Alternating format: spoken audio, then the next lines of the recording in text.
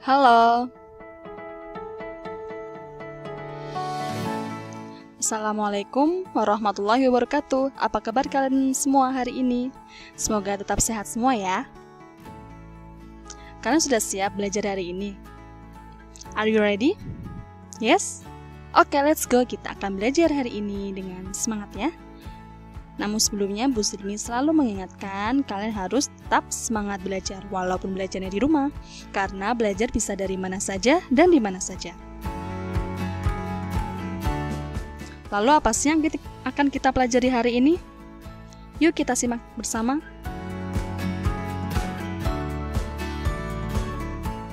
Hari ini kita akan belajar tentang kegiatan ekonomi masyarakat.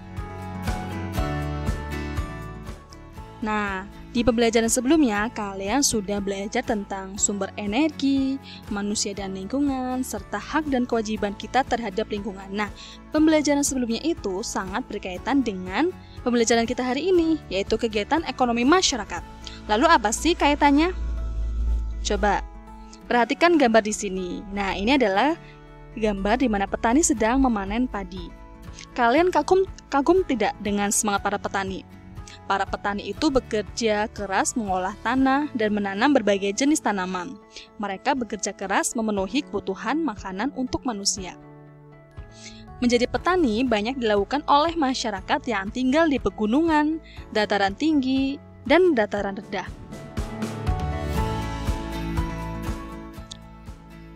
Kok bisa sih? Coba. Nah, apa sih kaitannya dengan pembelajaran sebelumnya? Karena daerah, sumber daya alam, dan aktivitas manusia itu sangat berkaitan. Ya, misalnya kamu tinggal di daerah pantai. Nah, di situ banyak yang menjadi nelayan.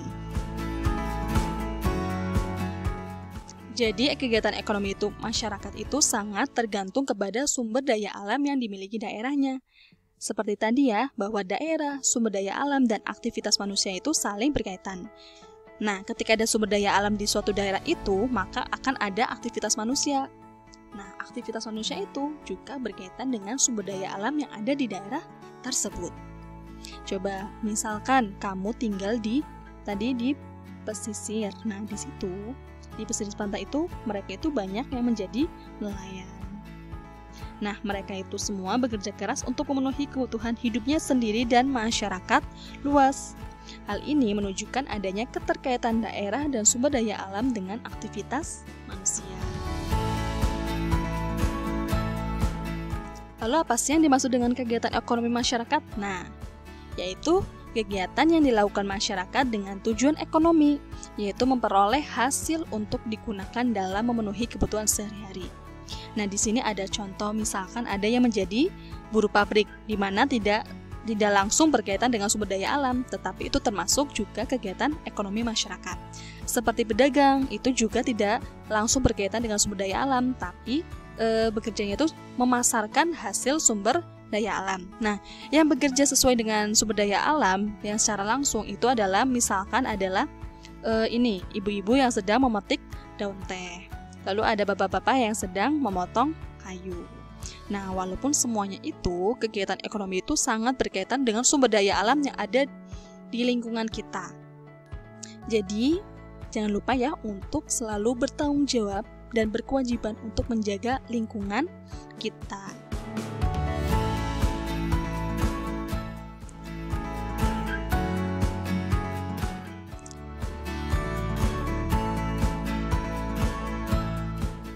Nah, kalian sudah tahu ya bahwa kegiatan ekonomi itu kan sangat tergantung kepada sumber daya alam yang dimiliki daerahnya, ya. Nah, lalu apa sih macam-macamnya? Nah, ada beberapa kegiatan ekonomi masyarakat yang tergantung kepada sumber daya alamnya. Yuk kita pelajari. Nah, macamnya adalah yang pertama ada di daerah pantai. Pantai merupakan batas pertemuan antara daratan dengan lautan. Pantai menyuguhkan pemandangan yang sangat indah.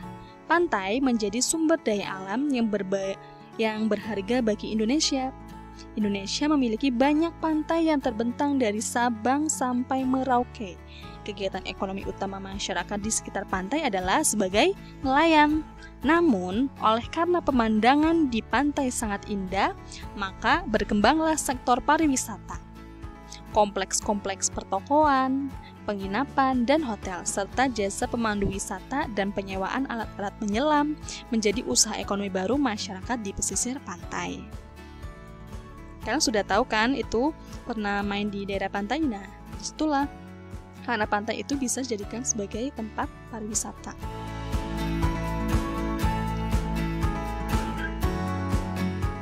Lalu yang kedua adalah daerah laut. Potensi perikanan laut Indonesia sangatlah besar. Hal ini karena sebagian besar wilayah Indonesia adalah lautan. Laut memiliki banyak potensi.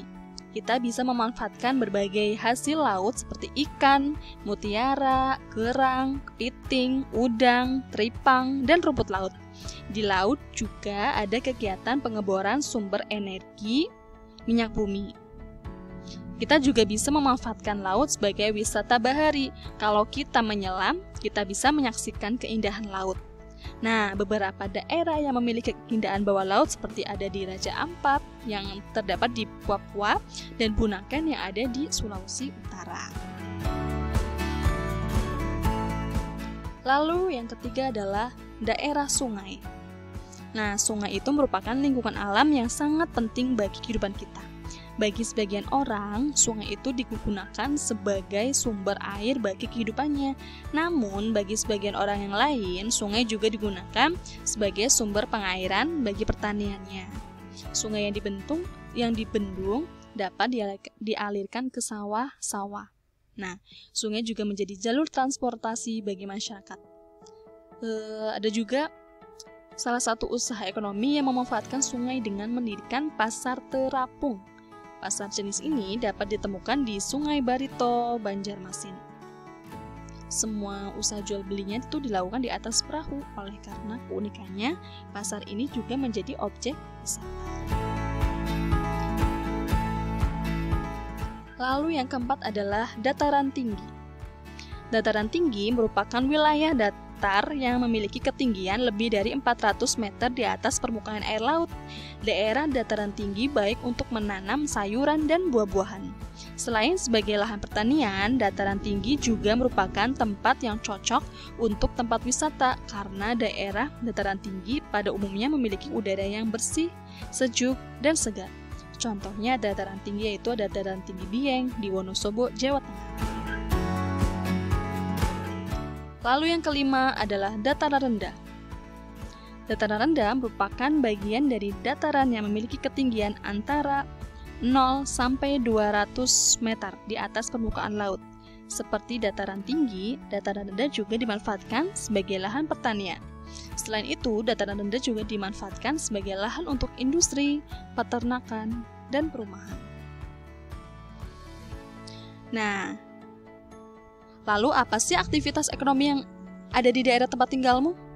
Apakah kalian tinggal di pesisir pantai? Apa kalian tinggal di dataran rendah? Coba sekarang lihat aktivitas yang ada di daerah tempat tinggalmu. Disesuaikan dengan daerah kamu. Apakah kalian tinggal di sekitar pesisir pantai? Apakah di dataran tinggi dan dataran rendah? Dilihat aktivitas ekonomi yang paling banyak, yang paling dominan yang ada di tempat tinggalmu.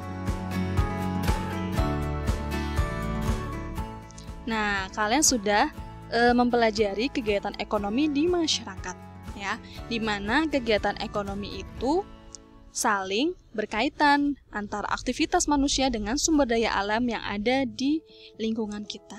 Oleh karena itu, kita harus bersyukur terhadap sumber daya alam yang ada di negara kita yang sangat luas dan beraneka ragam. Kalian sudah paham dengan apa yang kita pelajari ini? Coba ingat-ingat lagi. Ya, pembelajaran kita cukup sampai di sini. Semoga kalian bisa memahaminya ya di penjelasan singkat hari ini.